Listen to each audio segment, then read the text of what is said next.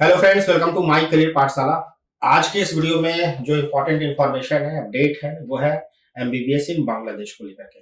जैसा कि आप सबको पता है कि बांग्लादेश में एडमिशन का प्रोसेस चल रहा है 24-25 सेशन के लिए। तो बांग्लादेश का जो डॉक्यूमेंट्स फाइल करने का जो प्रोसीजर है, यानी DGME Bangladesh medical dental council की तरफ से, वो आ चुका है गवर्नमेंट कॉलेज के लिए भी और प्राइवेट कॉलेजेस के लिए। जैसा कि हम सब उम्मीद कर रहे थे और हमने एक वीडियो कवर भी किया था, पिछला वीडियो अगर आप देखेंगे, एलिजिबिलिटी क्राइटेरिया को लेकर के कई सारे रूमर्स थे, कई सारे कंफ्यूजन भी थे। कई सारे लोगों को लग रहा था कि जो है एलिजिबिलिटी क्राइटेरिया में मेजर चेंज होगा, लेकिन बहुत ज्यादा मेजर चेंज एलिजिबिलिटी क्राइटेरिया में नहीं किया गया। जो डेडलाइन है वो भी मैं आपको बता देता हूं। आपको समझना ये है कि सबसे पहले सार कोटा मतलब गवर्नमेंट कोटे की वहां की जो एडमिशन का जो प्रोसीजर है वो उन्होंने स्टार्ट किया है, और उसका जो फॉर्म फिल करने का जो प्रोसीजर इस बार उन्होंने दिया है वो ऑफलाइन दिया है।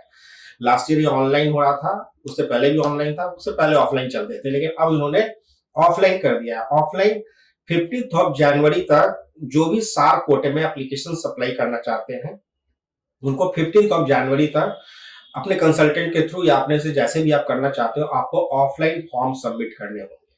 ठीक है, नंबर वन। नंबर टू, उन्होंने एलिजिबिलिटी क्राइटेरिया में क्या चेंजेस कर दिए, ये कर दिया कि सबसे पहले तो जो जीपीए, आप अगर सार कोटे में हो तो 9 जीपीए से ऊपर अगर आप है तभी आप एप्लीकेशन डाल सकते हो गवर्नमेंट में।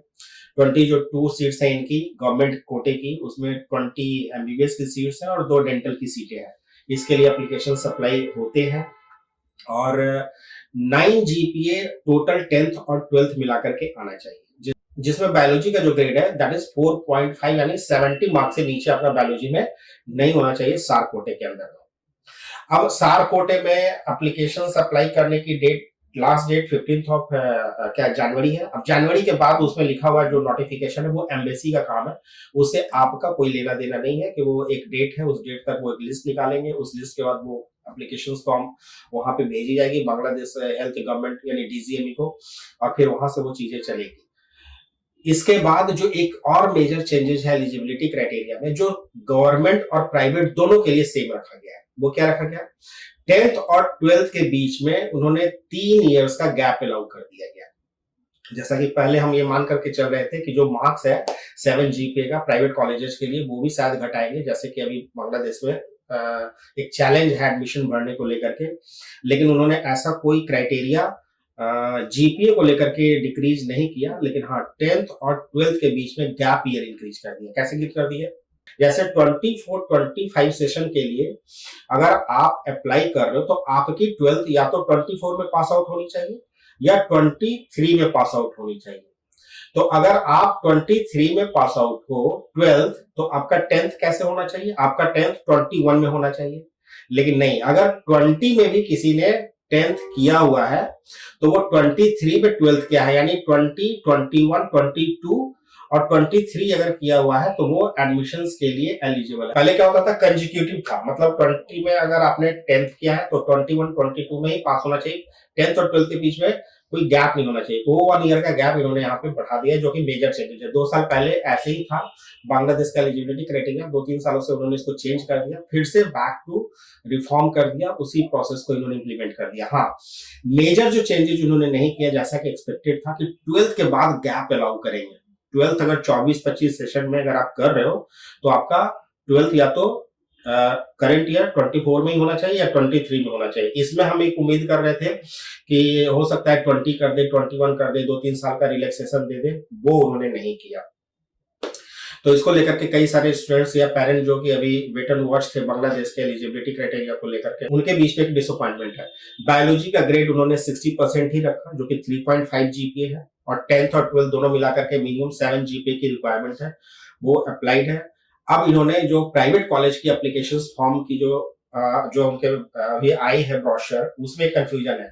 एक जगह उन्होंने 15 फरवरी यानी 15 फरवरी लास्ट डेट बताई है, और दूसरी जगह 15 मार्च बताई है 2025, जो 5 दिसंबर से स्टार्ट होकर के मैं मानकर चल रहा हूं कि मार्च तक ही जाएगा ये प्रोसीजर, बाद में हो सकता है ये चेंज करेंगे।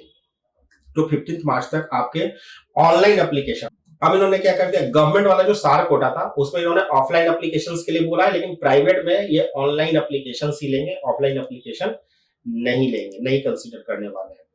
अब इसके बाद उन्होंने एक जो डेट दी है वो डेट बहुत ज्यादा ही कंफ्यूजिंग है। उन्होंने जो दिया है वो 15 अप्रैल से लेकर के 22 मई तक दिया है। उसमें उन्होंने लिखा है कि एडमिशन प्रोसीजर, उसमें क्लासेस स्टार्ट करने की बात नहीं कही गई है। अब एक और डेट इन्होंने दी है वो है एडमिशन प्रोसेस को लेकर के, यानी 15 अप्रैल से लेकर के 22 मई तक आप एडमिशन के लिए एलिजिबल है। अब देखिए बांग्लादेश में होता क्या है, प्रोसीजर ये है कि पहले फॉर्म आता है, आप अप्लाई करते हो इक्विवेलेंस के लिए, उसकी एक लिस्ट आती है, उसके बाद फिर एडमिशन का प्रोसीजर स्टार्ट होता है, उसके बाद क्लासेस की प्रोसीजर की डेट आती है। तो अभी तक सिर्फ एडमिशन प्रोसीजर के डेट आए हैं जो 22 मई तक उन्होंने कहे हैं। अब इसमें कहीं भी नहीं लिखा हुआ है कि ये क्लासेस की डेट है।